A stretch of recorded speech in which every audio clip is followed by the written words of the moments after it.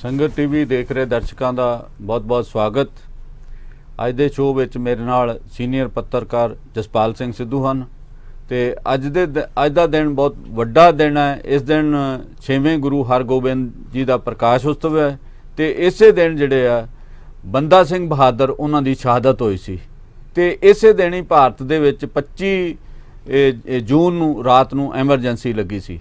सो पहले सैगमेंट दे विच असी 6वें गुरु अते बाबा बंदा सिंह बहादुर के जीवन बारे उन्होंने सिक्खी नूं की खास मोड़ दिता है उहदे बारे चर्चा करांगे। खास करके जिहड़े 6वें गुरु सीगे उन्होंने मीरी पीरी का सिद्धांत ते श्री अकाल तख्त की स्थापना की। इस स्थापना ते मीरी पीरी का जिहड़ा सिद्धांत सीगा वो देण नाल की तब्दीलियां आईयां, की सिख पंथ दे विच नवीं तब्दीली आई।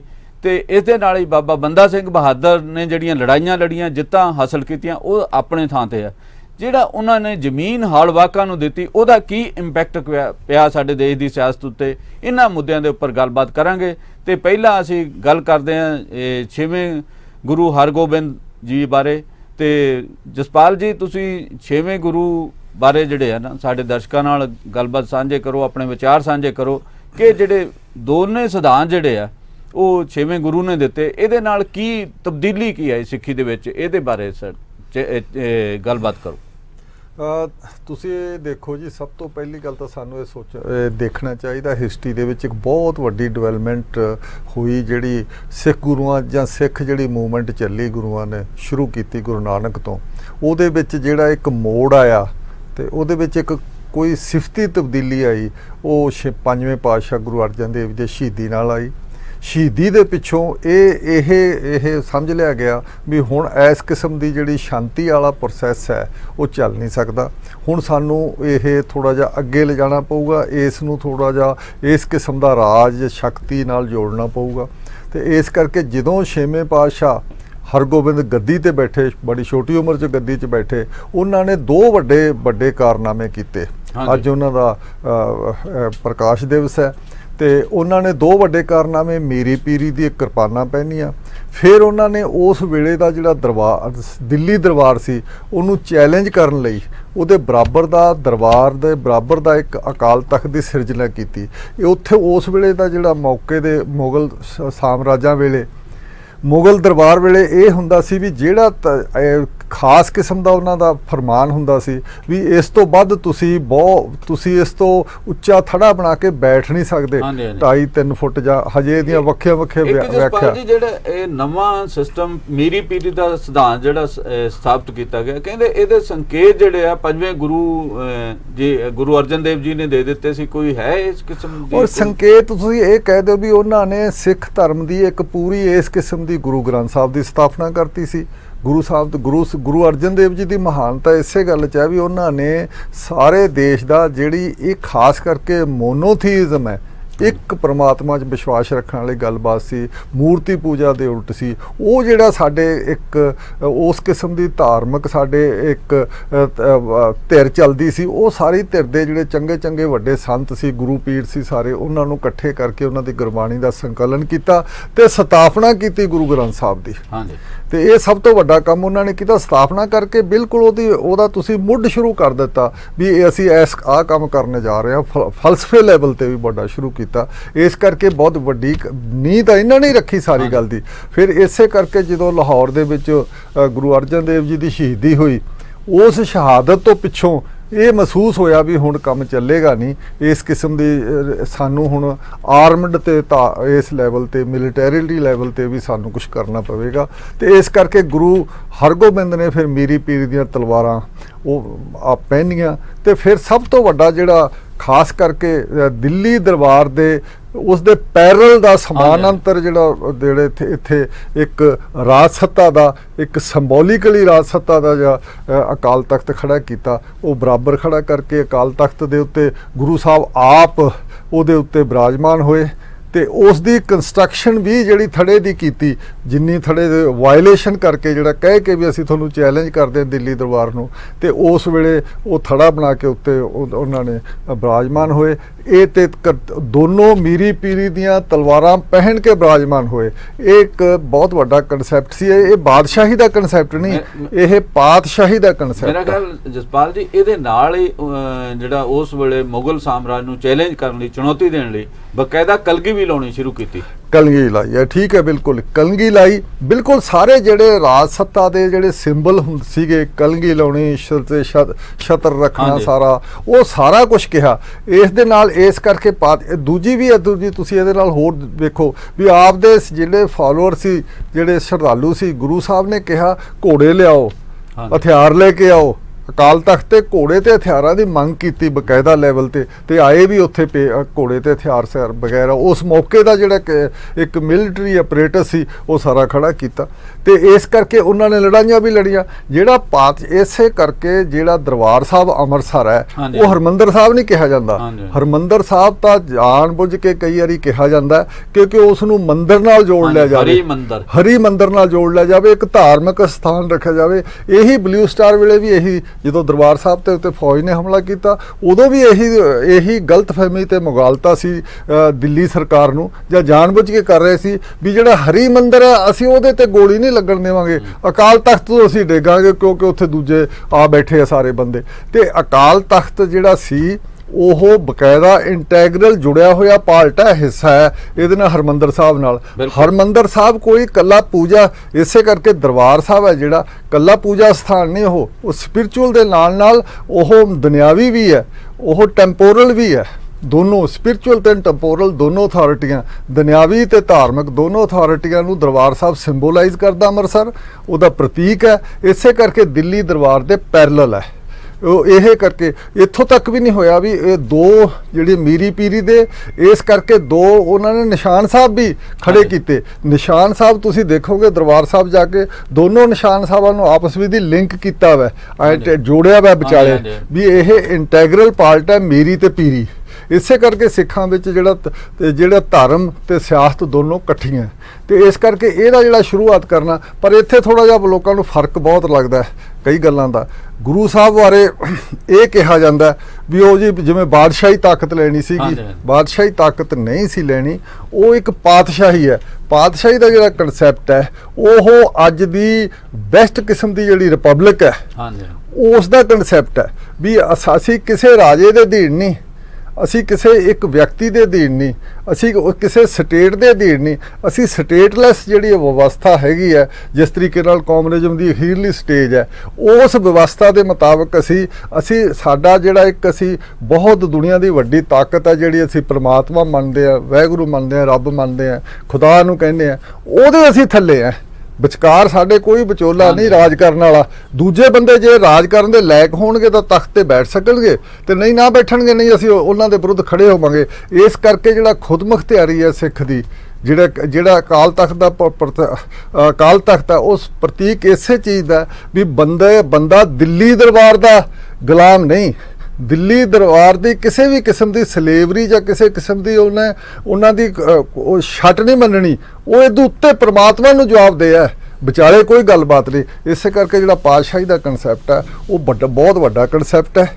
ਉਸ ਦੇ ਵਿੱਚ ਉਹਦੇ ਅੱਜ ਦੇ ਮਾਡਰਨ ਕਨਸੈਪਟ ਵਿੱਚ ਕਹੀਏ ਤਾਂ ਕਮਿਊਨਿਜ਼ਮ ਦਾ ਕਨਸੈਪਟ ਹੈ, ਜਿਹਦੇ ਵਿੱਚ ਕੋਈ ਰਾਜ ਕਰਨ ਵਾਲੀ ਸਟੇਟਲੈਸ ਹੋ ਜਾਂਦੀ ਹੈ। ਇੱਥੇ ਵੀ ਸਟੇਟਲੈਸਨੈਸ ਦਾ ਕਨਸੈਪਟ ਹੈ ਵੀ ਪਾਤਸ਼ਾਹੀ ਦਾ। ਪਾਤਸ਼ਾਹੀ ਮੀਨਸ ਵੱਡਾ ਇੱਕ ਖੁਦਾ ਜਿਹਨੂੰ ਅਸੀਂ ਜਵਾਬ ਦੇ ਆ। ਹਾਂਜੀ ਜਸਪਾਲ ਜੀ, ਮੈਨੂੰ ਇੱਕ ਲੱਗਦਾ ਵੀ ਜਿਹੜੀ ਕਿਸਾਨ ਲਹਿਰ ਇਸ ਵੇਲੇ ਚੱਲ ਰਹੀ, ਅੰਦੋਲਨ ਚੱਲ ਰਿਹਾ, ਜਿਹੜੀ ਸਾਡੀ ਪੰਜਾਬ ਦੀ ਵਿਰਾਸਤ ਹੈ, ਜਿਹੜੀ ਗੁਰੂਆਂ ਤੋਂ ਸਾਨੂੰ ਮਿਲੀ ਹੈ, ਉਹਦਾ ਵੀ ਇੱਕ ਵੱਡਾ ਯੋਗਦਾਨ ਹੈ ਇਸ ਅੰਦੋਲਨ ਨੂੰ ਐਡਾ ਲੰਮਾ ਚਲਾਉਣ ਦੇ ਵਿੱਚ। ਇਹਦੇ ਬਾਰੇ ਤੁਸੀਂ? ਹਾਂ, ਇਹ ਵੀ ਇਸੇ ਕਰਕੇ ਵੇਖੋ, ਜੇ ਅਸੀਂ ਦੇਖੀਏ ਗੁਰੂ ਸਾਹਿਬਾਂ ਦੇ ਜਿਹੜਾ ਇੱਥੇ ਬਹੁਤ ਵੱਡਾ ਇੱਕ ਲਹਿਰ ਚੱਲੀ ਹੈ, 220 ਸਾਲ ਚੱਲੀ ਹੈ। 220 ਸਾਲਾਂ ਦੇ ਵਿੱਚ ਸ਼ੁਰੂ ਧਾਰਮਿਕ ਲੈਵਲ ਤੇ ਸ਼ੁਰੂ ਹੋ ਕੇ, ਸਮਾਜਿਕ ਲੈਵਲ ਉੱਤੇ ਸ਼ੁਰੂ ਹੋ ਕੇ, ਪੋਲੀਟੀਕਲ ਲੈਵਲ, ਸਿਆਸੀ ਲੈਵਲ ਉੱਤੇ ਉਹਦੀ ਤੇ ਖਾਲਸੇ ਦੀ ਸਿਰਜਣਾ ਤੱਕ ਜਿਹੜਾ ਸਾਰੇ ਜਿਹੜੇ ਲਾਈਫ ਦੇ ਫੇਜ਼ਸ ਹੈ, ਤੇ ਲਾਈਫ ਦੇ ਆਸਪੈਕਟਸ ਹੈ, ਪਹਿਲੂ ਹੈ, ਉਹ ਸਾਰਿਆਂ ਨੂੰ ਕਵਰ ਕਰਕੇ ਇੱਥੋਂ ਤੱਕ ਪਹੁੰਚੀ ਹੈ। ਉਹਦਾ ਕੁਛ ਨਾ ਕੁਛ ਹਿੱਸਾ, ਕੁਛ ਨਾ ਕੁਛ ਉਹ ਜ਼ਰੂਰ ਲੋਕਾਂ ਤੱਕ ਤੁਰਿਆ ਆਉਂਦਾ ਹੈ, ਕਿਸੇ ਦੀ ਸਿਮਰਤੀ 'ਚ, ਕਿਸੇ ਦੇ ਯਾਦਾਂ 'ਚ। ਇਹ ਸਾਰੀ ਗੱਲ ਜਿਹੜੀ ਇੱਥੋਂ ਤੱਕ ਇਹ ਜ਼ਰੂਰ ਨਹੀਂ ਹੁੰਦਾ ਵੀ ਅਸੀਂ ਯਾਦ ਰੱਖ ਕੇ ਹੀ ਸਾਰਾ ਕੁਝ ਕਰਦੇ ਹਾਂ। ਸਾਡੇ ਅਚੇਤ ਮਨਾਂ ਵਿੱਚ ਬਹੁਤ ਗੱਲਾਂ ਖੜੀਆਂ ਹੁੰਦੀਆਂ ਜਿਹੜੀਆਂ ਅਸੀਂ ਆਪੇ ਸੁੱਤੇ ਸੁੱਤੀ ਕਰਦੇ ਰਹਿੰਦੇ ਆ। ਇਸ ਕਰਕੇ ਜਿਹੜਾ ਤੁਸੀਂ ਕਿਹਾ ਵੀ ਇਹ ਕਿਸਾਨੀ ਮੋਰਚਾ ਲੱਗਿਆ ਹੋਇਆ, ਇਹ ਸੁੱਤੇ ਸੁੱਤੀ ਤੁਸੀਂ ਦੇਖੋ ਵੀ ਹੋਰ ਦੇਸ਼ ਦੇ ਵਿੱਚੋਂ ਕੋਈ ਕਿਸਾਨ ਏਰੀਆ ਜਾਂ ਕਿਸਾਨ ਸਾਡੇ ਉੱਠ ਕੇ ਆ ਕੇ ਇਸ ਕਿਸਮ ਦਾ ਦਿੱਲੀ ਵੱਲ ਨਹੀਂ ਚਾਲੇ ਪਾਏ। ਇਹ ਪੰਜਾਬ ਵਾਲਿਆਂ ਨੇ ਕੋਈ ਪਾਏ, ਦੂਜੇ ਸਾਰੇ ਮਗਰੋਂ ਆਏ।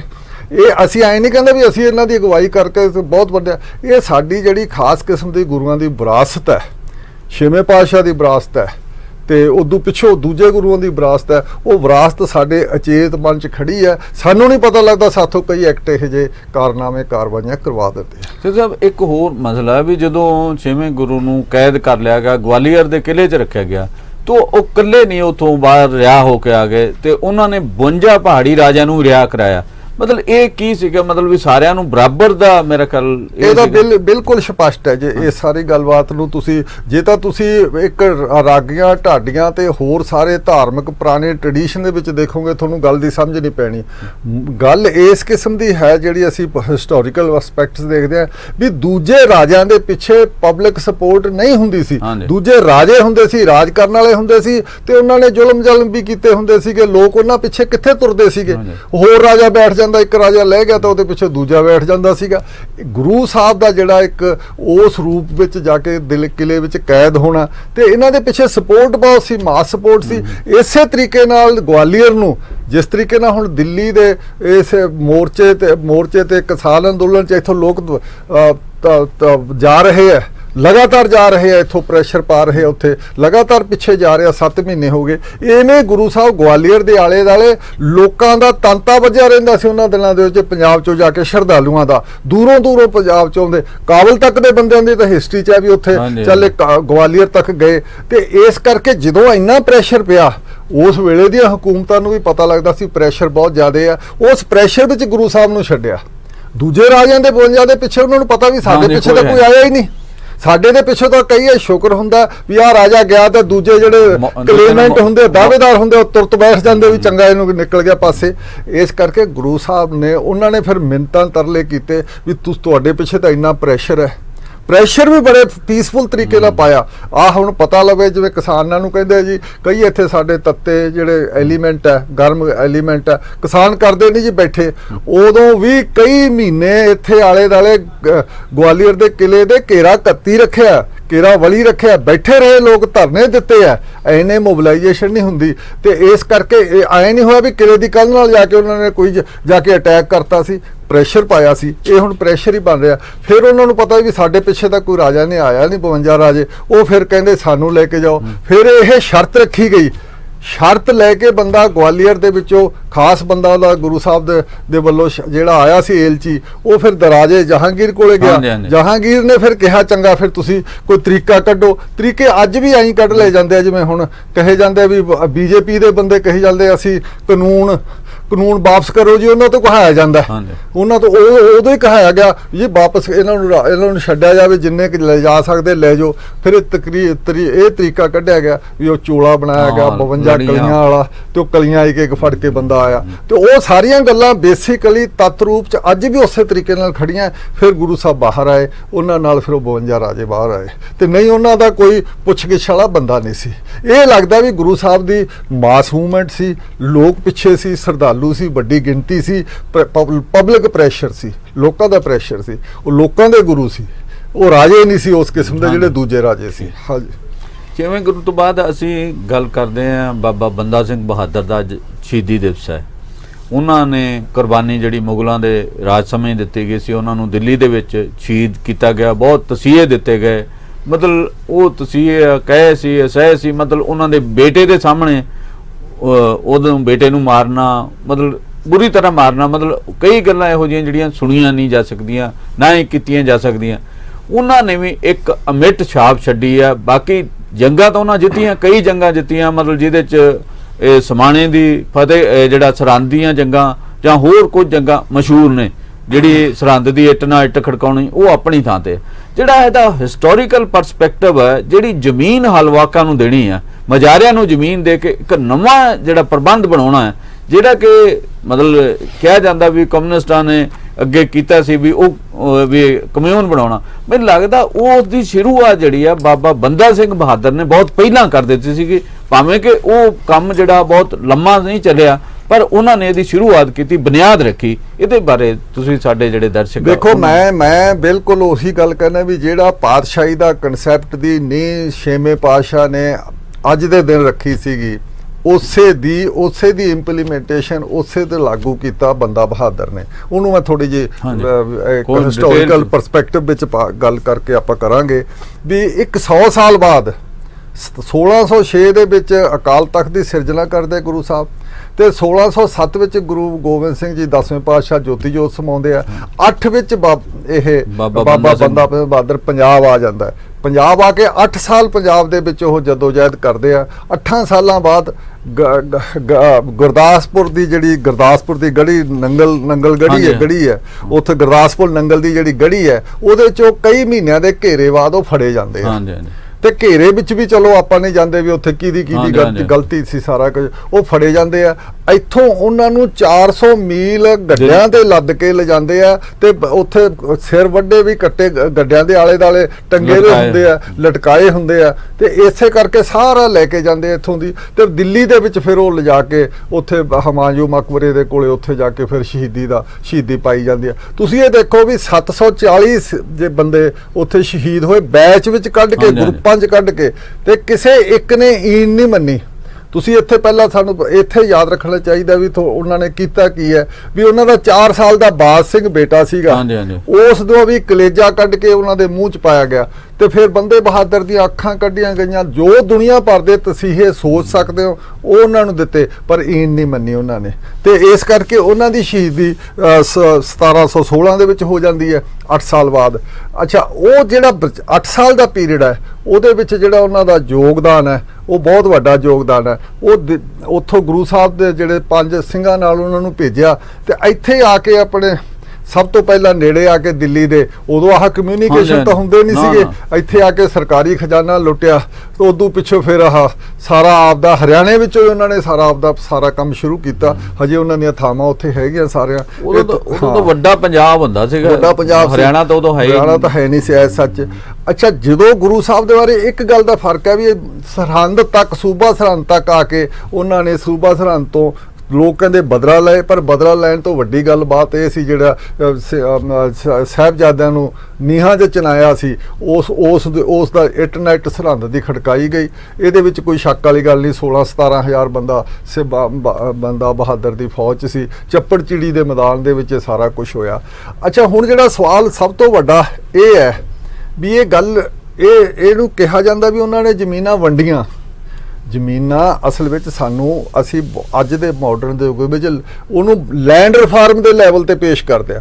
ਉਹ ਪਾਤਸ਼ਾਹੀ ਕਾਇਮ ਕੀਤੀ ਉਹਨੇ ਆ ਕੇ ਪਿੰਡਾਂ ਦੀ। ਤੁਹਾਨੂੰ ਪਤਾ ਹੋਵੇ ਅੰਗਰੇਜ਼ਾਂ ਦੇ ਆਉਣ ਨਾਲ 150-200 ਸਾਲ ਪਹਿਲਾਂ ਹੀ ਲੋਕ ਜ਼ਮੀਨਾਂ ਦੇ ਮਾਲਕ ਬਣੇ ਆ। 200-250 ਸਾਲ ਪਹਿਲਾਂ ਬੰਦੇ ਬਹਾਦਰ ਵੇਲੇ ਪਿੰਡ ਦੀ ਇੱਕ ਸਾਂਝੀ ਜ਼ਮੀਨ ਹੁੰਦੀ ਸੀ, ਕੋਈ ਸ਼ਾਮਲਾਟ ਛੱਡੀ ਹੁੰਦੀ ਸੀ, ਕੁਝ ਖੇਤੀ ਕਰੀ ਜਾਂਦੇ ਸੀ, ਕੁਝ ਹੋਰ ਕੰਮ ਕਰੀ ਜਾਂਦੇ ਹੁੰਦੇ ਸੀ। ਉਦੋਂ ਮਾਲਕੀ ਕਿਸੇ ਦੀ ਹੈ ਨਹੀਂ ਸੀ, ਰਾਜੇ ਦੀ ਜ਼ਮੀਨ ਹੁੰਦੀ ਸੀ ਸਾਰੀ, ਸਾਰਾ ਕੁਝ ਸਾਰੇ ਰਾਜੇ ਦਾ ਹੁੰਦਾ ਸੀ। ਲੋਕਾਂ ਦੇ ਨਾਂ ਹੀ ਨਹੀਂ ਹੁੰਦੀ ਸੀ ਜ਼ਮੀਨ ਇਸ ਕਿਸਮ ਦੀ। ਬਾਬਾ ਜਦੋਂ ਇਹ ਕੀਤਾ, ਰਾਜੇ ਜਾਂ ਉਹਨਾਂ ਦੇ ਜਿਹੜੇ ਛੋਟੇ ਅਹਿਲਕਾਰ ਹੁੰਦੇ ਸੀ, ਉਹਨਾਂ ਦੇ ਕਈ ਪਿੰਡ ਦੇ ਮਾਲਕ ਹੁੰਦੇ ਸੀਗੇ, ਤੇ ਇਹ ਬਾਬੇ ਨੇ ਆ ਕੇ ਕੀਤਾ, ਉਹ ਜਿਹੜੇ ਅਹਿਲਕਾਰ ਸੀ ਉਹਨਾਂ ਨੂੰ ਭਜਾਤਾ।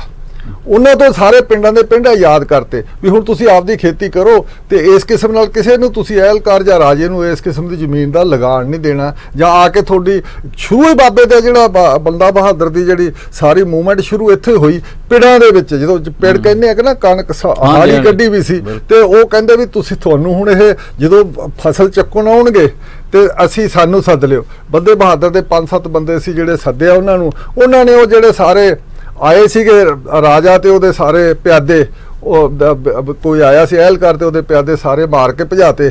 ਉਦੋਂ ਪਿੱਛੇ ਲੋਕ ਇਕੱਠੇ ਹੋ ਗਏ, ਉਹ ਕਹਿੰਦੇ ਸਾਡੇ ਖਾਣੇ ਪਾਣੇ ਦਾਣੇ ਦਾ ਇੰਤਜ਼ਾਮ ਕਰੋ, ਤੇ ਅਸੀਂ ਹੁਣ ਤੁਹਾਡੀਆਂ ਫਸਲਾਂ ਦਾ ਪ੍ਰੋਟੈਕਸ਼ਨ ਕਰਾਂਗੇ। ਸਾਰੀ ਗੱਲ ਇਹ ਸਾਰਾ ਸ਼ੁਰੂ ਹੋਇਆ।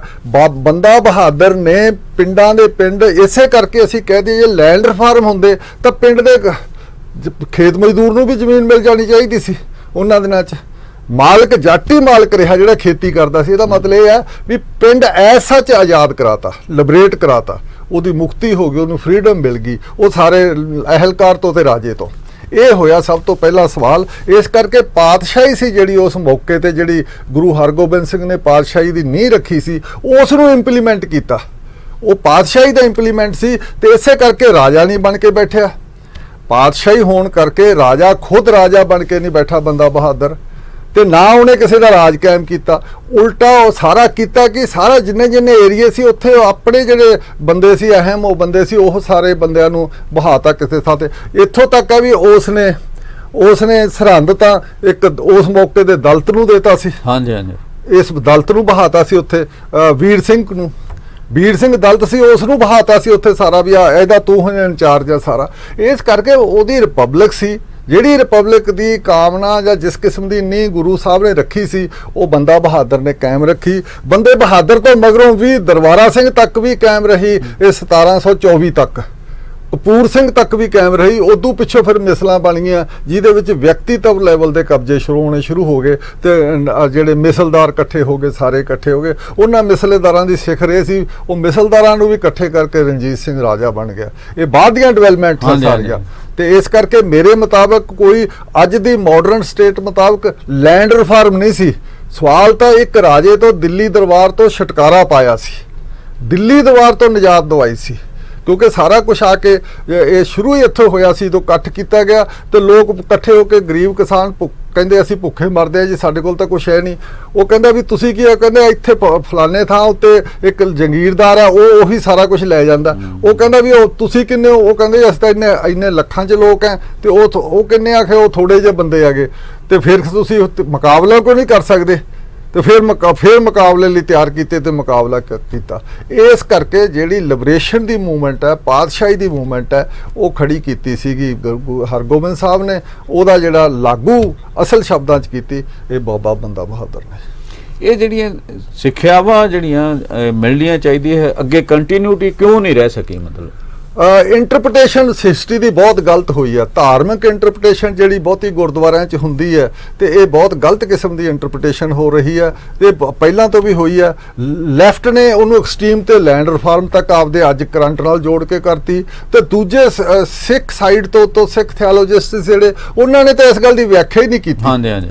ਉਹਨੇ ਕੀਤੀ ਨਹੀਂ। ਇਹਨਾਂ ਨੇ ਵਿਆਖਿਆ ਆਪਦੀ ਚਲੋ ਕਰ ਲਈ ਛੋਟੀ ਮੋਟੀ, ਉਹਨੇ ਤਾਂ ਵਿਆਖਿਆ ਹੀ ਨਹੀਂ ਕੀਤੀ ਕਿਸੇ ਲੈਵਲ ਤੇ ਵੀ ਜ਼ਮੀਨ ਵੰਡਣੀ ਹੁੰਦੀ ਆ, ਜ਼ਮੀਨ ਕਿਹਦੀ ਹੁੰਦੀ ਆ, ਕਿਵੇਂ ਹੁੰਦੀ ਆ, ਲੋਕਾਂ 'ਚ ਅਸੀਂ ਲੋਕਾਂ 'ਚ ਬਰਾਬਰੀ ਕਿਵੇਂ ਲਿਆਵਾਂਗੇ? ਗੁਰੂ ਸਾਹਿਬ ਦਾ ਸਾਰਾ ਕਨਸੈਪਟ ਹੀ ਬਰਾਬਰੀ ਦਾ। ਹਾਂਜੀ ਹਾਂਜੀ। ਤੇ ਸਿੱਖਾਂ ਦੇ ਵਿੱਚ ਸੰਗਤ ਤੇ ਪੰਗਤ ਜਿਹੜੀ ਹੈ, ਸਿੱਖਾਂ ਦੇ ਵਿੱਚ ਤਾਂ ਇਸ ਕਨਸੈਪਟ ਹੀ ਨਹੀਂ ਆਇਆ ਇਸ ਕਿਸਮ ਦਾ ਵੀ ਇਹ ਬਰਾਬਰੀ ਦੀ ਗੱਲ ਗੁਰੂ ਸਾਹਿਬ ਨੇ ਕਿੰਨੇ ਸਾਲ ਕੀਤੀ ਆ। ਉਹ ਰਾਜੇ ਬਣ ਕੇ ਨਹੀਂ ਬੈਠੇ, ਨਾ ਗੁਰੂ ਸਾਹਿਬ ਬੈਠੇ, ਨਾ ਮੁੜ ਕੇ ਬੰਦਾ ਬਹਾਦਰ ਬੈਠਾ ਰਾਜਾ ਬਣ ਕੇ। ਉਹਨੇ ਸਾਰੇ ਚੰਬੇ ਪਹਾੜੀ ਰਾਜੇ ਸਾਰੇ ਜਿੱਤ ਲਏ ਸੀ।